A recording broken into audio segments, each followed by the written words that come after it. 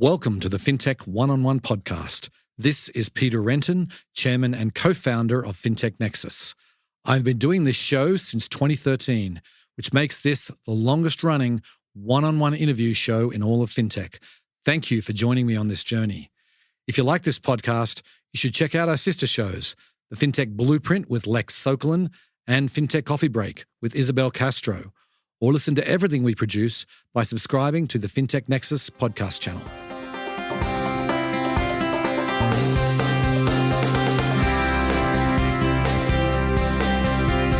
Before we get started, I want to remind you that FinTech Nexus is now a digital media company. We have sold our events business and are 100% focused on being the leading digital media company for FinTech. What does this mean for you? You can now engage with one of the largest FinTech communities, over 200,000 people, through a variety of digital products, webinars, in-depth white papers, podcasts, email blasts, advertising, and much more. We can create a custom program designed just for you. If you want to reach a senior FinTech audience, then please contact sales@fintechnexus.com today. Today on the show, I'm delighted to welcome Amalia Avramov. She is the President of Financial Services at Amdocs. Now, I wanted to get Amalia on the show because I'm seeing the Amdocs name around more and more, and I really didn't know much about this company until this interview. So really impressed by what they've been able to do. They've got a long history, big multinational company working with a medium-sized banks and some large banks. We talk a lot about digital transformation. We talk about personalization in banking and their example of family-first banking. We talk about AI. Amalia also gives her perspective on diversity in tech. And we also discuss their vision for the bank of tomorrow. It was a fascinating discussion. Hope you enjoy the show. Welcome to the podcast, Amalia. Thank you. Glad to be here. Okay, so let's get started by giving the listeners a little bit of background about yourself. You've been at Amdocs for quite some time. On your LinkedIn profile, it goes back over 29 years. So Why don't you tell us just some of the highlights and obviously, why you've decided to stay for all this time? Yeah, indeed. I've been with Amdocs close to 30 years. I'm going to celebrate my 30th year in a couple of months. Maybe I'll say in general, I love the career path that I took over about 35 years ago. I did not know as a child that I like technology. It sort of grew into me as I developed myself as a young girl and then later as an adult.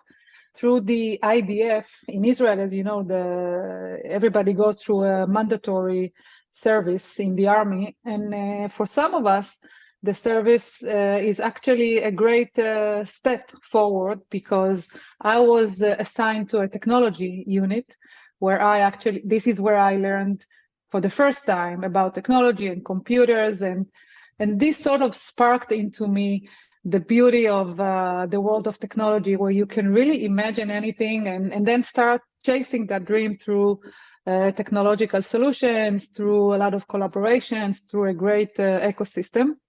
So I started there, and then when I was around 25 years old, I guess that discloses my age, I joined Amdocs. As I started there with Amdocs almost 30 years ago, it was mostly because Amdocs was a global company, which we didn't have that many companies in Israel back then that were global. And for me, the most, I would say, charming thing about Amdocs was the ability to relocate and to see the world outside of Israel. And so I joined. Majority of the decision was because of that to join. And indeed, after just a few years, myself, my husband, and the two children we relocated to the US, and we lived there for 10 years in Texas and then in Georgia. And that was really like a beautiful experience for me and for the family, to learn about new cultures and meet new people. And for us, it was a great, great, great experience. My kids, I gave birth to a third boy there. I have 3 boys. And then 10 years after that, we decided to come back to Israel. And since then, we live in Israel, and I've been developing my career almost every 2 to 3 years with a new, different role in Amdocs. And I think that's the beauty of Amdocs. It's such a big company and a global company that it allows you as an employee and then as a manager to really experience such a diversity of roles, from implementation to program management to R&D and product management. My last few roles were around the merger and integration. I was responsible for one of the largest acquisitions we did, and I built the business around the acquired company. And then I moved and built some strategic directions for Amdocs, build the financial services strategy arm, and now I'm running the financial services division in Amdocs. So a very, diverse journey. And to me, it's like every 3 or 4 years I'm changing, my role. So no need to change workplace. Indeed, indeed. So Amdocs, traditionally, from my reading of it, it's based in telecommunications, was sort of the roots of the company, I believe, and you haven't been in financial services all that long. Tell us, what was the impetus there? Why move into financial services, which obviously it's very different in many ways to telecommunications? So Amdocs indeed is our roots are from telecommunication and media. We are a large company, over 30,000 employees. Like I said, spend over 70 countries, almost $5 billion of revenues, or over 400 telecommunication customers, the largest ones, the more complicated and largest ones across the globe. Like if you think about the largest telecommunication in the US, we serve them. It's AT&T, it's T-Mobile, it's Verizon, and the same for each and every country. And that's actually where we started to see the resemblance to financial services, because we serve, as part of our DNA, we serve highly regulated, complex, very large organizations, and these organizations usually, through almost the last 40 years, the last 4 or 5 decades, are always in this process of transforming and advancing their technology, their ability to serve their customers, becoming more accessible. Of course, in the telecommunication, we all know the revolution of the smartphone, and then 3Gs and 4G and 5G and now 6G and all these things that we are used to now, because it's part of what we do and how we live and breathe. We don't breathe without our smartphones, right? This is the telecommunication journeys. We see some resemblance to banks in that respect, where banks, especially in the last 3 or 4 years, they have to go through some breakthrough through technology. Banks have been much more, I would say, conservative than compared to the telecommunication business, of course, because of regulation, because it's banking, etc.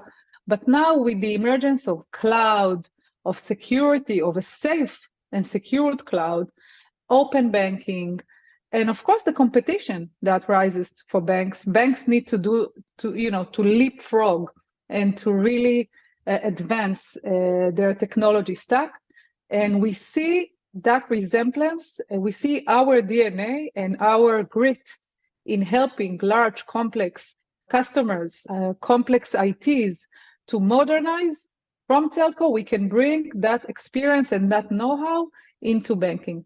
And that's where we started to see, how it does actually make sense to have an Amdocs for banking as well. And we are applying a lot of lessons learned from the telco space.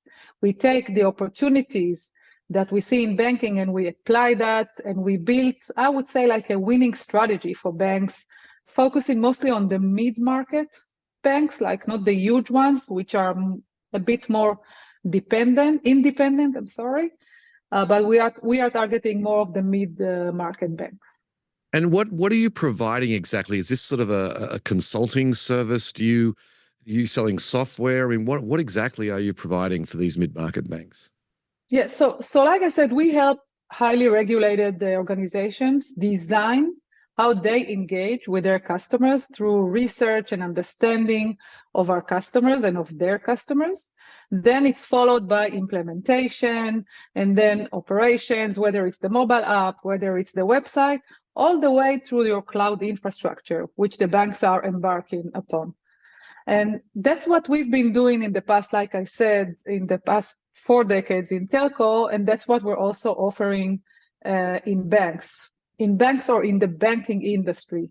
So from thinking with you, the bank, about how you imagine the experiences of your customers, the interaction that you want to have with your customers as a bank, all the way through how do we help you succeed in this implementation and in this transformation, and actually really making it happen. What we're seeing, I have to say, in banks is that there's been a lot of failed transformation, a lot of sunk investments into modernizations of core banking systems that never made it through, huge investments of banks that just, fall apart. And I think by the experience that we bring in such mega transformations that we've done in the last 4 decades, and our deep knowledge of customer experience journeys, of how to actually make it happen through this complex IT landscape that you have as our customer, we know how to make it successful. We know how to build it in chunks, in small chunks that actually help you succeed rather than invest tons of money and then fail. And the whole personalization and helping you as a bank to build your own journey, which is different from one bank to another, maybe from one country to another, regulation-wise is different. We know how to build these solutions with our customers and help them actually really make the mark and succeed in their tough environment or competitive environment that they live in today. Right. So then what are they getting wrong in this transition? You talked about, like, there's been a lot of failures. As far as, technology kind of revamps of banks, what are they getting wrong here? Look, banks are facing some major hurdles as they go through these journeys of transitioning to becoming more digital, which is required from them. The first thing, let's remember, they need to face a harsh regulator. Compliance regulation is a huge issue with banks, by the way, much more than telco, for sure. So they have the regulator and the compliance and conservative stakeholders on one hand. And then on the other side, they have a very veteran workforce that supports their systems that are, in average 40, 50 years old. The banking systems are from the 70s, from the 80s, maybe even more than 50 years old, actually. So, you're stuck here between a rock and a hard place, and it's difficult to break through. And what we've seen that banks did not succeed in is, like I said, first, they're making some huge investments, and in some cases, they're not able to build it in the right small enough chunk that gets them to approved value on one hand, but on the other hand, does not create a huge mega investment that creates sunk money and a lot of frustration. Also, banks were very conservative in keeping the legacy systems intact. The legacy systems that banks have are very rich in functionality. And, it's cozy. It's easy to stay with these systems. They have all the functionality you want. It's very rich. But if you want to make a change, then, then nothing happens. It's and then comes all these new fintechs, and they launch things much faster, and the digital banks launch banks much faster, and you cannot compete. So one of the things that I think banks learn today is that they have to open themselves. They have to create some fast track within their IT environments, not necessarily within the existing systems and teams, because that takes too long. So one of the things we're starting to see that banks are doing is building a side track of a digital solution, maybe a new team with people that are much more versed with cloud technology and with understanding the new ecosystem. And they're starting to launch side-by-side solutions, which is something that now is emerging for banks. And also banks are now utilizing much more the cloud. The cloud was a big no-no with banks just a few years ago. Everybody was really scared about security, cybersecurity issues with cloud, privacy. I think the maturity of the hyperscalers and cloud are now starting to resonate well with banks, and banks are also much more open to cloud transformation, and that's part of some of the offerings we have. We help banks through their cloud strategy and cloud implementation, programs they have. And I would say one more thing. It's a bit less, I would say politically correct, but I think that's a big item for banks. There's a saying that culture eats strategy for breakfast, right? Mm-hmm. Look at the bank's workforce. The bank workforce, usually it's veteran people. Their cultures for decades, they were trained and taught to be conservative, to be close, to be highly risk averse. The new world, the new technology advancement creates great opportunities for open banking, fast, taking some leap forward. You have to do a strong workforce management and change management to succeed. Otherwise, the resistance within the organization will continue to fail many of the transformations that banks embark on. And to think about the technology hand in hand with the people and the processes, that's the key for success. And I think, again, some banks did not look at it in such a holistic way. We know from our experience how this can fail if you don't look at all three, the people, the processes, and the technology, all of it together holistically. And we're helping also banks, think through these processes of change management, of evaluating the culture and addressing the resistance. Okay, so I want to talk about personalization in banking. I've seen some writing, I think it was from you specifically or from someone on your team, I guess, about personalization in banking. And you see these terms thrown around, and you see hyper-personalization thrown around, which I don't actually know what that means. When we talk about personalization in banking, particularly when you're going with fairly large organizations, what does it actually mean, and how can banks do it well? Personalization, first, like you said, it's not just in banks, right? It's a term we use today across everything you do, everything we do. When you go to Amazon, you already want Amazon to know what are your preferences, who you are, what do you like to buy for Christmas, and what do you prefer, like outdoor stuff, etc. Think about the same thing in your banking experience. We actually have one, I think, very nice use case that we launched recently, which is we call it family first banking. And that's a great example of personalization. So, let's start with a fun fact. I don't know if you know, but in the US alone, today, there are 6 million multi-generation households, up from 5.1 million in 2010. So we're starting to see more and more households where the parents live with the grandparents or with older children, sometimes with grandchildren. And this multi-family household has different needs than maybe a youngster student or a young couple that live separately. And so when we started to look at the family-oriented banking experience, we're starting to see some clear needs that are very different. As an example, going through the process of setting up an account for our younger children. My son is 16 years old. I want to open a bank account for him.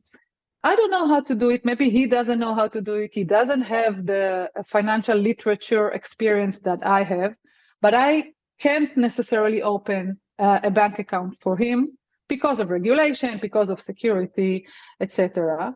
And another example would be me helping my parents, disabled, maybe an older parent, help them, supporting them with their banking needs. These things today, at the maximum, he will give me his passcode. My father or my mother will give me their passcode and I'll do it for them, which of course is a huge violation.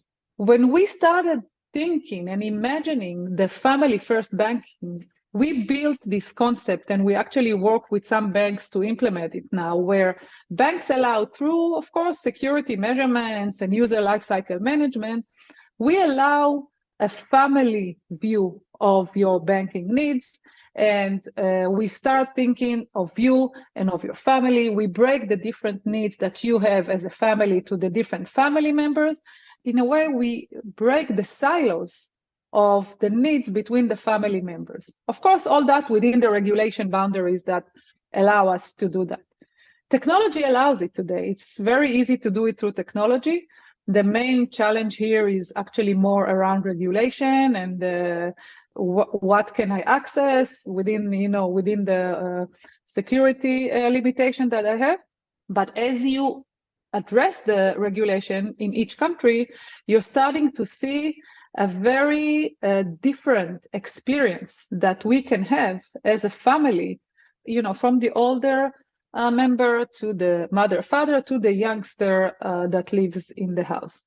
And each one of them has their own unique experience. And that's an example of personalization that actually takes us deeper into the day-to-day processes that we do with the different roles that we have in the family. So it's much beyond a nice screen with nice clicks on the screen. It's the whole thinking process of how my experiences are as a family member within a specific family.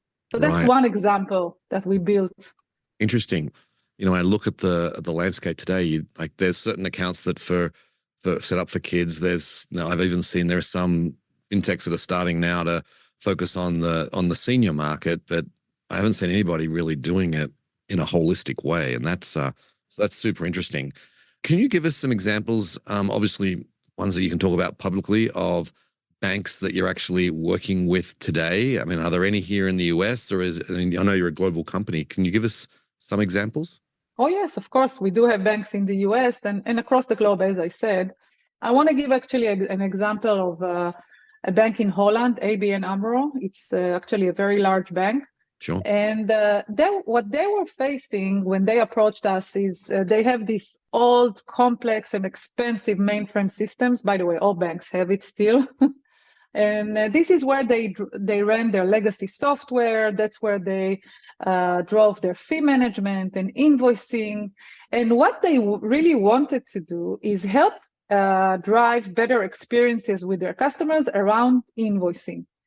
So the problem that they had was that if I'm a customer of the bank and I have a saving account, a checking account, a credit card with the bank, a loan, I would get different invoices and different fees from each one of the services that I'm getting from the bank. And sometimes it wasn't even on the same date that I would see the charge or the fee. And the bank never holistically saw me as a customer with all the services that I was consuming from the bank. And they wanted to centralize all the invoices to create like a 360 view of their customers, to organize the account information in such a way that allows them to better understand my needs and the services that I'm getting from them and give me a better experience. What we did, we helped them with our billing and charging solution. On top of that, we built a centralized catalog. These are parts of the offerings that we have today with banks. And we help them build the right experiences sitting on the existing legacy system. So they didn't have to retire any system. They didn't have to write tons of lines of code to make it happen. All they needed to do is allow us to come and through APIs integrate to the legacy system and create this unified experience for their customers. In parallel, because we came as a technology company, we helped their teams build the DevSecOps methodologies and advance their IT capabilities, which they were, like more of the legacy side of the house. So we helped them with removing some inefficiencies, building better processes, and also opening themselves to the world. And I think today ABN AMRO is one of the more advanced banks that we see in Europe and of course in the Netherlands, and they're progressing now with us. We're helping them automation and AI and launching many new offerings. Interesting. So you mentioned AI there. What are some of the things that you're working on specifically with large banks and AI? Yeah, look, AI is a huge buzz, right? Everybody's talking about AI. Everybody wants to see some an immediate value from AI. We need to remember that it's quite new, as especially in banks. Banks will be Generally, I suspect that banks will be slow in adopting AI because of regulation and because of the conservative industry that banking is. However, we are starting to work with banks around AI, I think I would say in three domains. The first domain is, I think the most immediate domain is efficiency.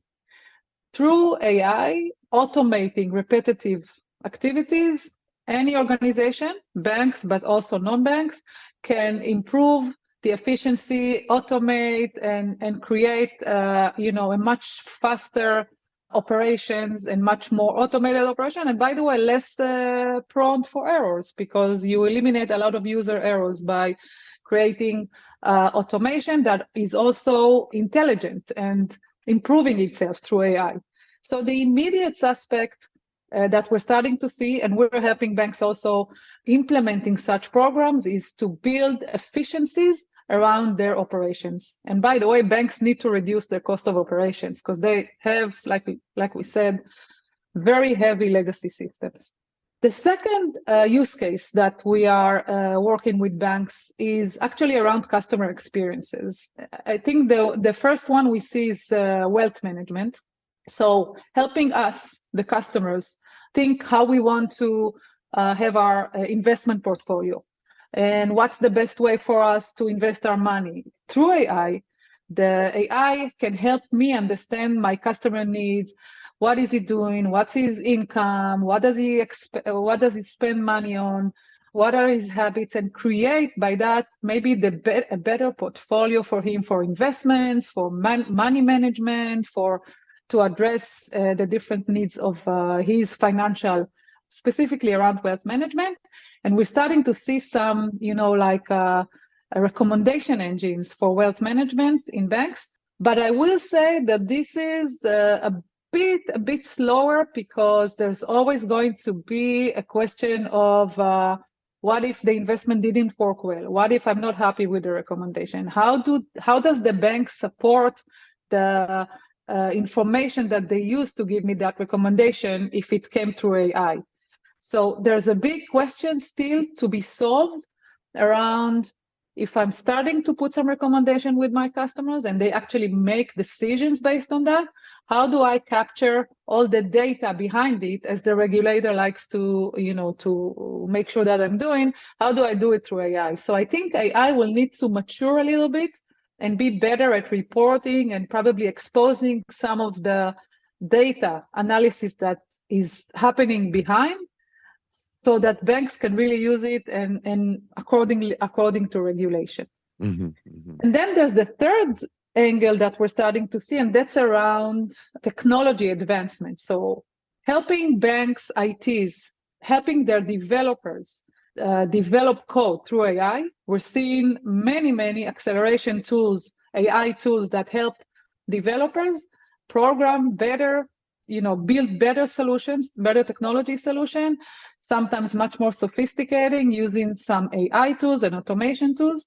So in a way, like we talked a few minutes ago, banks can open up themselves more through AI, at least in the technology, in the IT department, and create more accelerated solutions using AI tools and AI recommendations. And Right. I think that can actually grow quite fast because there's not so much, regulation limitation there. Yeah, I think that's a super interesting area. And I know one of my favorite conversations from last year was with the CTO of Goldman Sachs and some of the work that they're doing, exactly like you described, helping their developers become more efficient. And he was talking about having them become superhuman. You take your top developers and you really unleash AI, their productivity can just skyrocket. Sky's the limit. Yeah, it's amazing. It's skyrocketing. We're seeing that all over. Yeah. Mm-hmm. Okay, I want to switch gears a little bit. I want to talk about the work you're doing. You're on the board of the Edmund de Rothschild Foundation. Mm-hmm. It's an organization committed to diversity and equality, among other things. How are you championing those values, particularly around diversity and equality within Amdocs? Yeah, so like you said, I'm really passionate about diversity and inclusion. I'm very passionate about women in tech, women in STEM. I'm spending a lot of my time in promoting that. So There's many different ways of doing that. One is I'm helping through some different organizations that we work with Amdocs through different programs. We are, I would say, guiding and coaching these populations. For example, young girls that live I would say, in the outskirts of the country, not just in Israel, by the way. We do it globally across the different countries that we operate. We build some, joint groups like members of groups, and we help them through a program where we coach them and talk to them about technology in the world, talk to them about decisions that they're making in different milestones of their life, especially the very young girls. It's very easy to see, like 15, 16-year-old girls where they're starting to have some fixtures about the limitation of what they can have, because maybe, I need to become a mother and I will have children. And maybe already at that stage, I will go and become a teacher rather than go and work in a tech company, because probably my husband will be the main supporter of the family. And that's already, all kinds of fixtures that we have that come through norms that we have been raised on.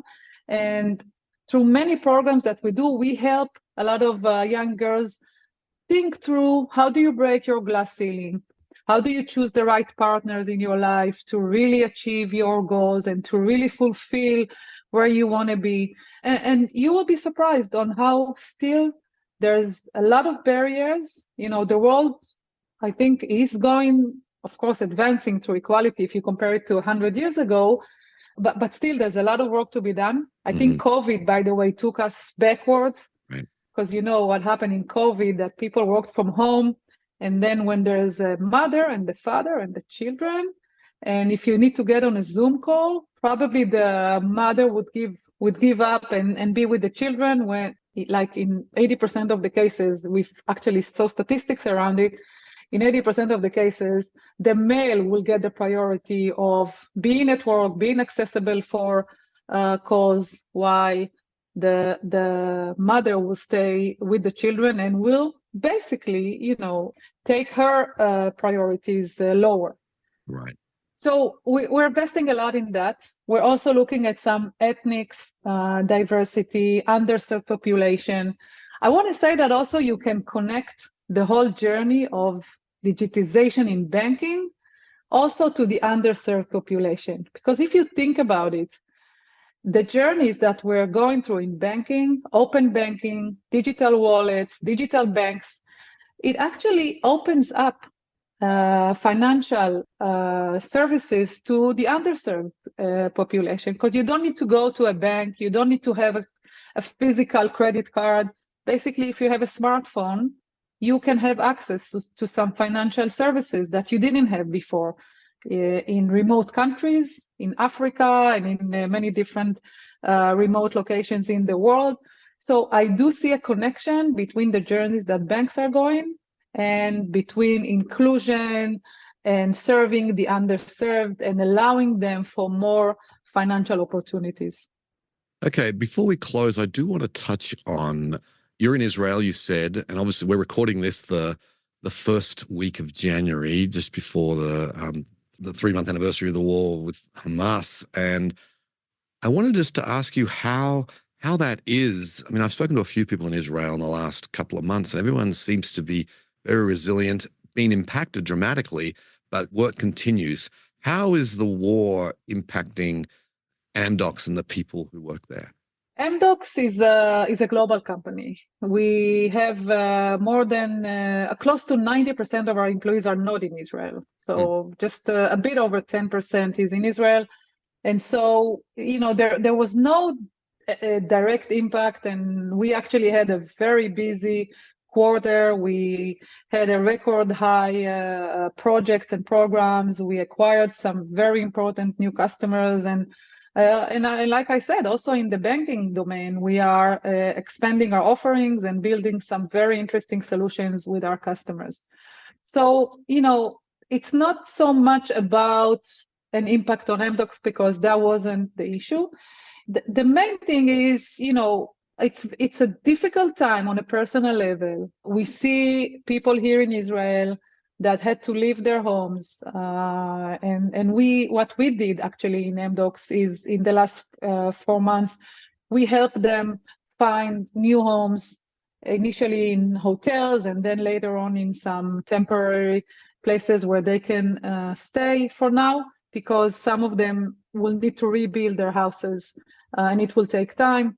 We help them through their, helping them with their children, helping them with some education, with some mental support, anything they needed. You should have seen the level of volunteering that happened here in the last 3 months. Like, everybody's helping and volunteering and bringing and going to help agriculture.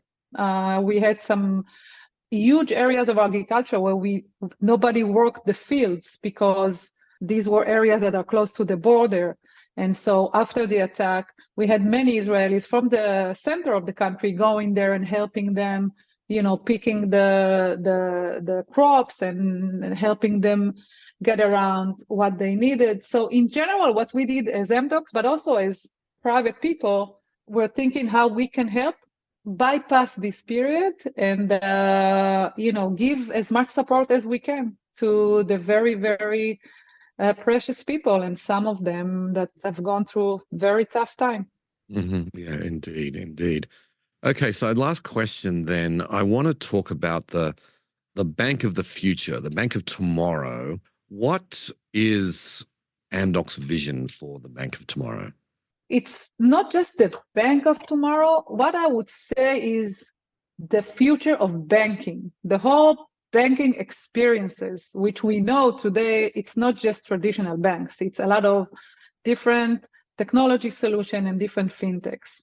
And I would say that the future of banking is a set of digital personal experiences that will support the new lifestyle, the lifestyle of the future generations, with AI capabilities that are going to be secured and safe.